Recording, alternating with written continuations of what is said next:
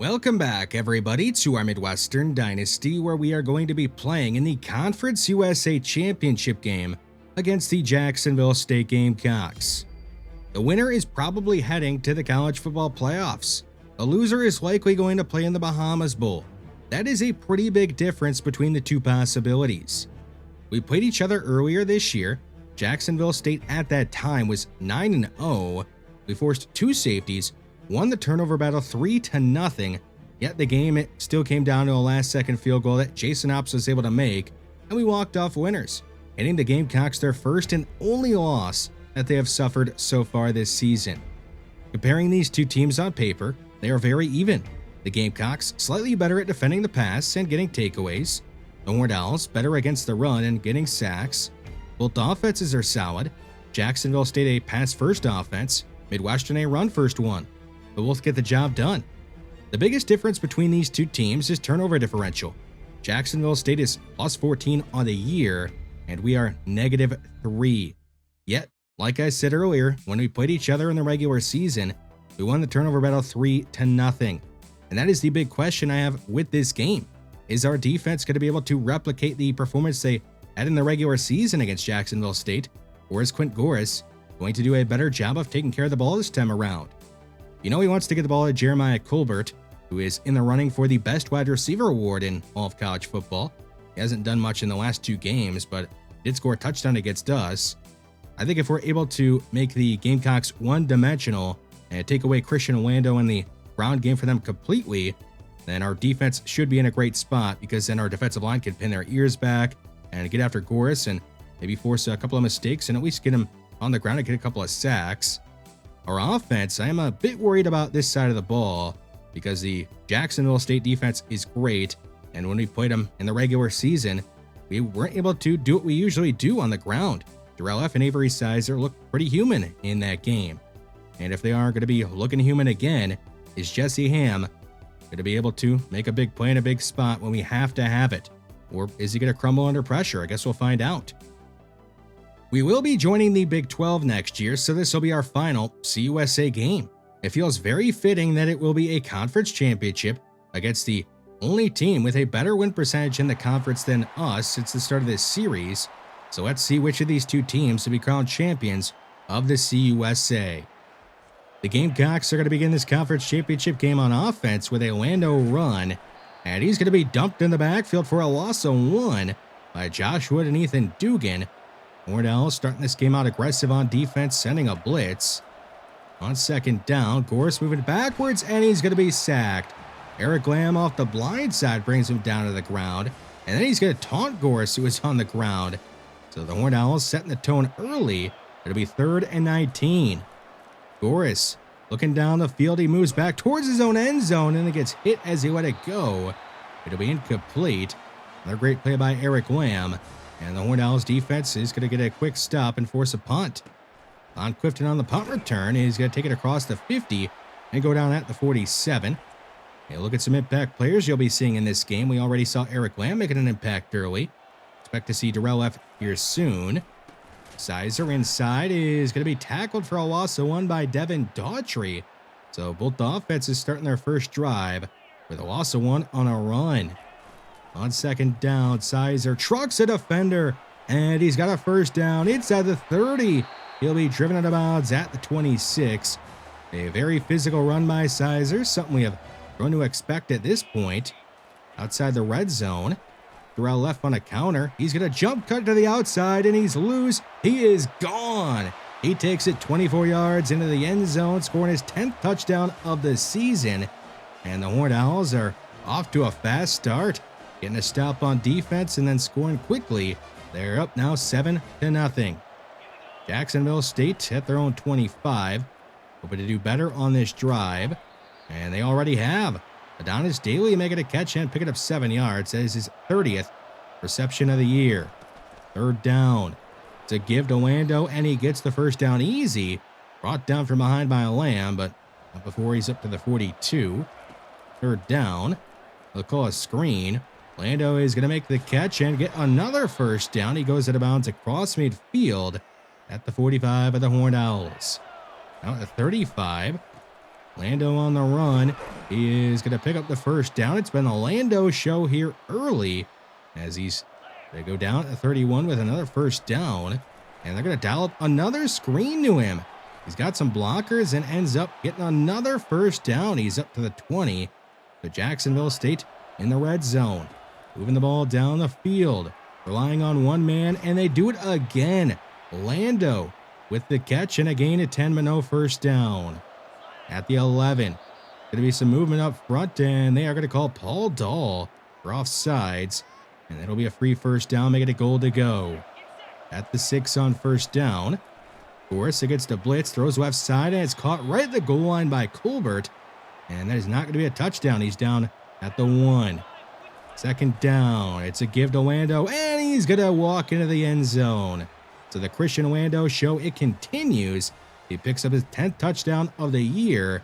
And that 12-play drive, Lando, he touched the ball 7 times on it. And this game is all tied at 7. The Horned Owls hoping to reclaim the lead. There will be a penalty to start this drive. It's going to be a holding call on our left tackle, Jimmy Fisher. That'll knock us back to our own 11, where it's 2nd and 20. And the Horned Owls are going to go with a run. Durrell left with space. He's going to spin upfield, break a tackle, and get a first down. But it will be another holding call on us. This time on Addison Bynum, our left guard. So 2 holding penalties against us on this set of downs. It'll make things difficult on 3rd down. Ham under pressure. He's going to be hit as he went to go. He underthrows it. And he's going to be intercepted. Byron Ferrier, the sophomore linebacker, returns it to the 23. So the first mistake of the day is made by the Horned Owls offense. You can't completely blame Jesse Ham for that pick. He got hit off the blind side by Zedrick Washington. That made that ball be underthrown.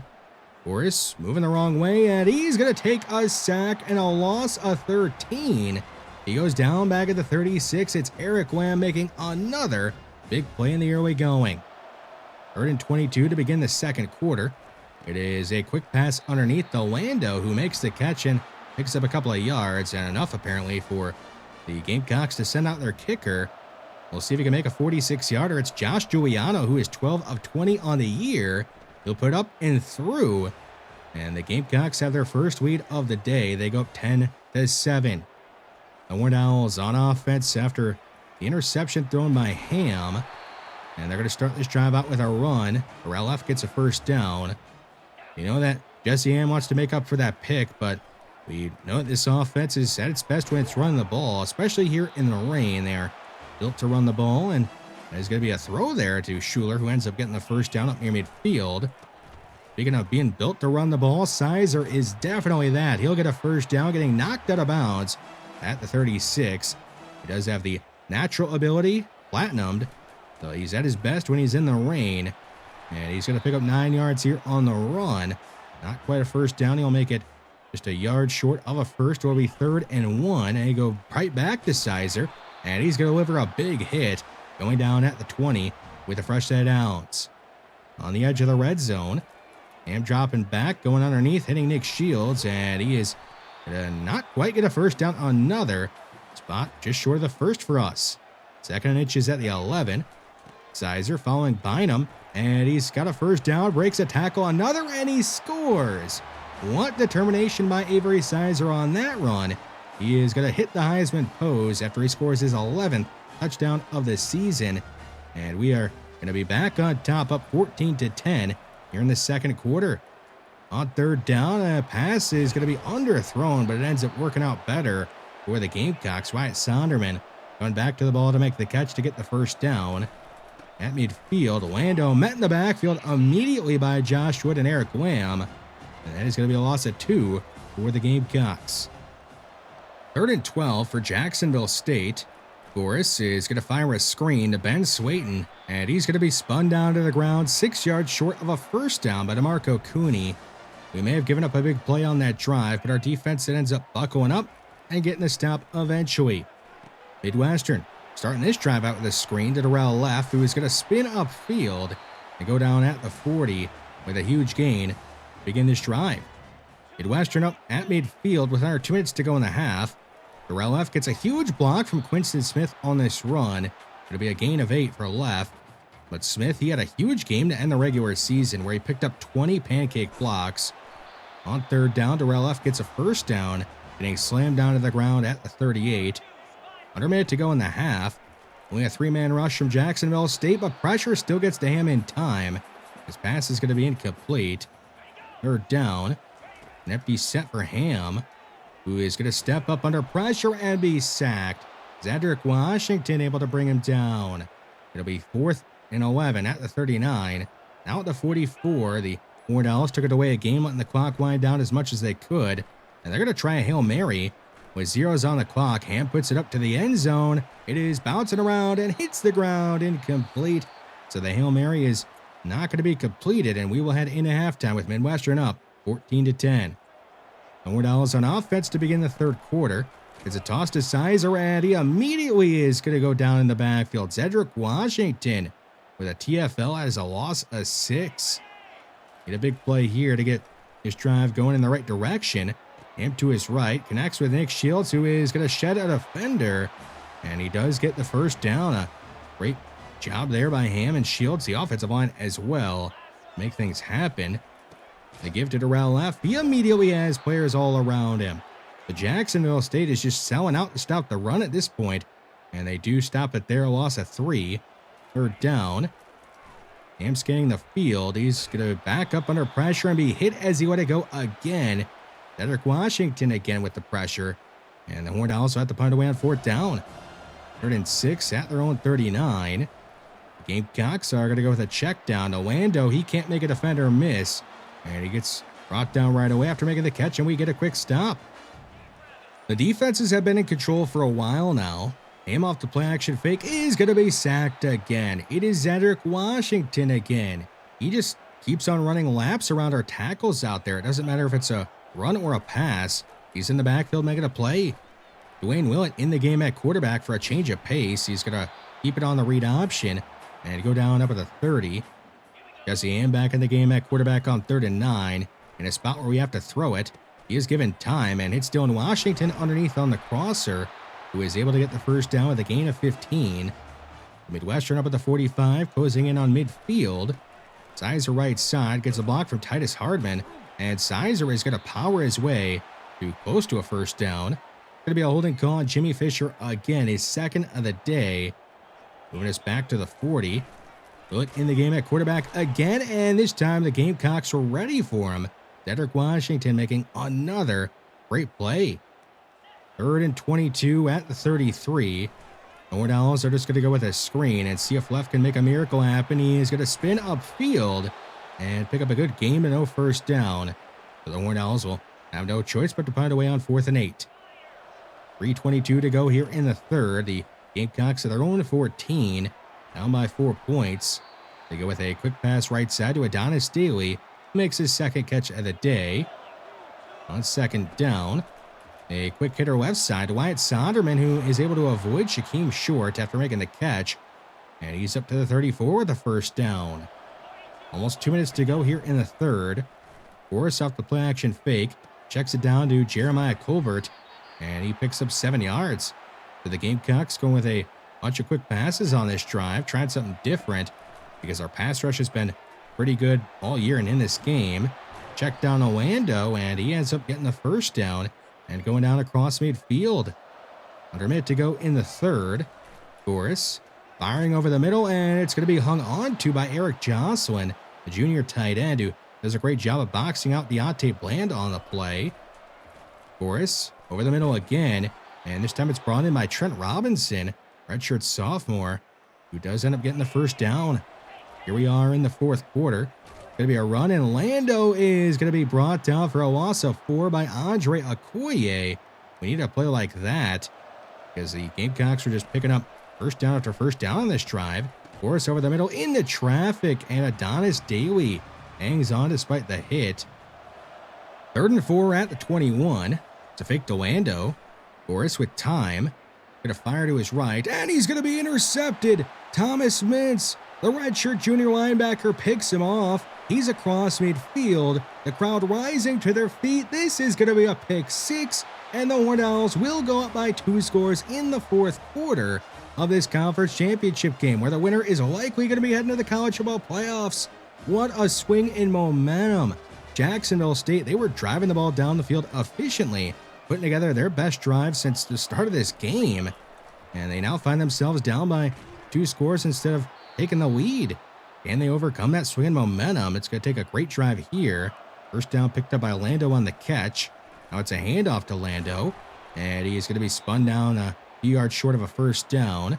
Only 28 yards on the ground, so we're doing a good job of slowing him down there, but he has made a few catches, and he's going to make one on 2nd and 3, but end up losing 3 yards.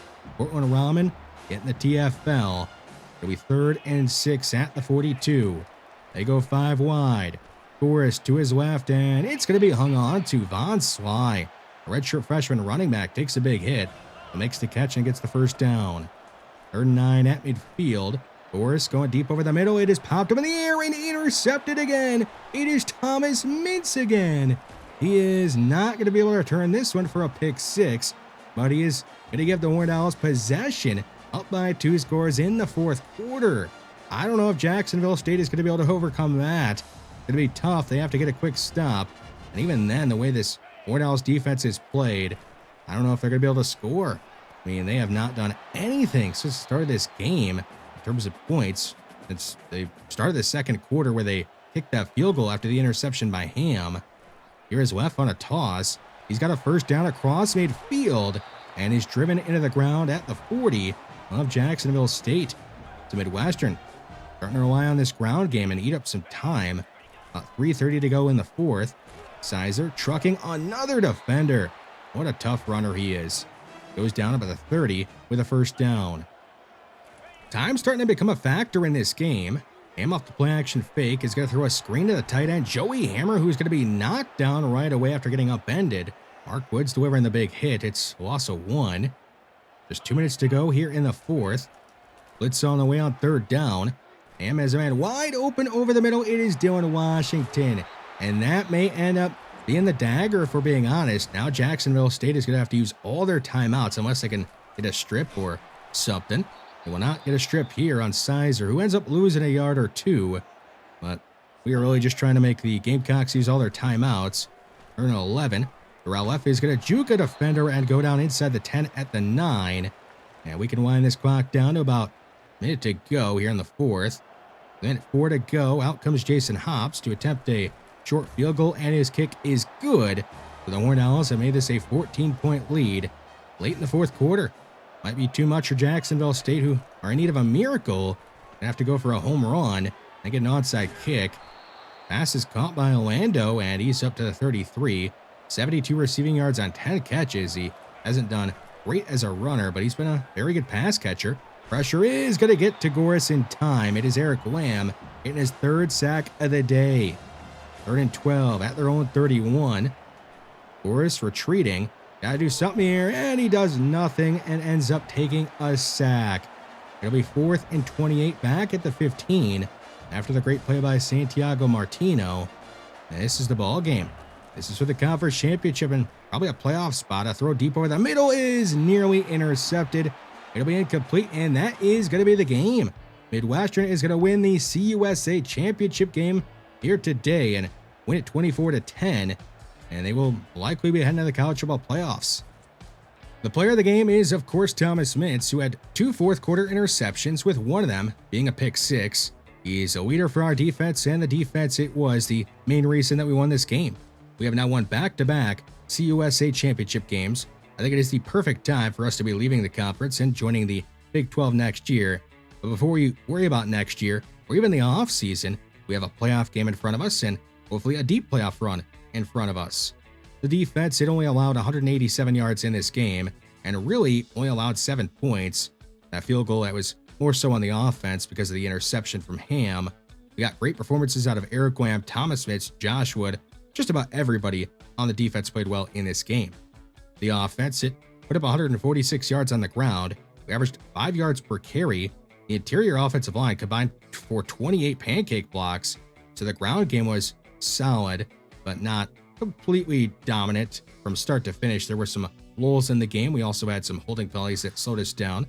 The offense, it did enough for us to get the win in combination with how well the defense played. Eric Graham, he ended up earning the CUSA and National Defensive Player of the Week honors for his performance. even over Thomas Fitz, who is the player of the game. Lamb has been a game wrecker in 2 of our last 3 games, 4.5 sacks and 5 TFLs back when he played Georgia Southern. And he had 3 sacks today, and just from start to finish was a problem. He actually ended up winning a couple of awards this year. It's about time. The Lombardi Award, Best Defensive End Award, and also he has been named the best defensive player in all of college football. And I do feel like it was earned. He has waited a long time to get some recognition, and he is going to be heading off hopefully to the NFL after this year. 42 sacks in his career, 69 TFLs.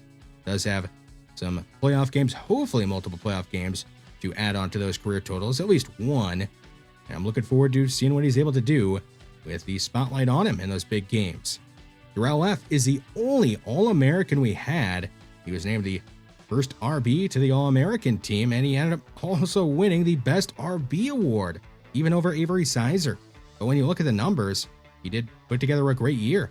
1,272 total yards, 812 rushing, 460 receiving, 10 total touchdowns, 7 rushing, 3 receiving, 6.9 yards per carry, 12.1 yards per catch, about 98 yards per game. So he did put together a great year. And even the career as RB2 has been fantastic. 83 yards per game as the second running back on the team is amazing. I don't know if he's going to be back with us next year, so we better enjoy him while we still have him on the team. We had an odd recruiting thing happen. Wayne Harper and Jonathan Luck, 2 players we never offered a scholarship to, have committed to us. Now, we did have points put into them, but we didn't offer them a scholarship. When you offer a scholarship, it shows it. It shows a check mark next to scholarship offered. But with Wayne Harper and Jonathan Luck, there is no check mark because we didn't offer them a scholarship. So we will treat these 2 guys as walk-ons. Yes, they will count towards the recruiting class, and they will count towards our roster size when we get to the offseason. And that is a bit of a problem because I was not counting on having these extra players on the roster. And that is going to lead to a few extra cuts that I might not have wanted to make. Wayne Harper, he's got normal development.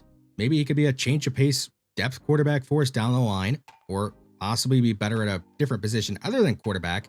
Jonathan Luck has star development, so that's great. Maybe he could develop into a starter for us down the line, so at least one of the 2 walk-ons isn't that bad.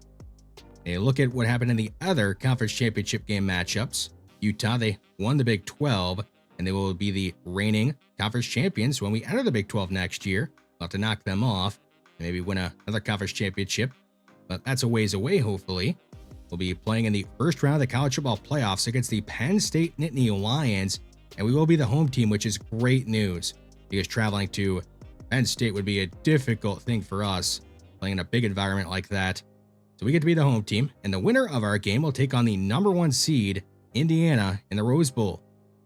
Checking out what Penn State has done this year, they were 11-0 and the number 1 team in the nation at one point, but they slipped up down the stretch, losing in their final game of the regular season on the road at Oregon, and then getting blown out in the Big Ten championship game by Indiana. So they are losers of 2 straight and have backed their way into the postseason and now have to face us. I'm sure it's going to be a really difficult game, and Penn State, are they really likely to lose 3 games in a row? Probably not. But we'll try and make it happen. Hopefully we can beat them and start a playoff run. We'll see. Thanks for watching this one, and I will see you in the next one.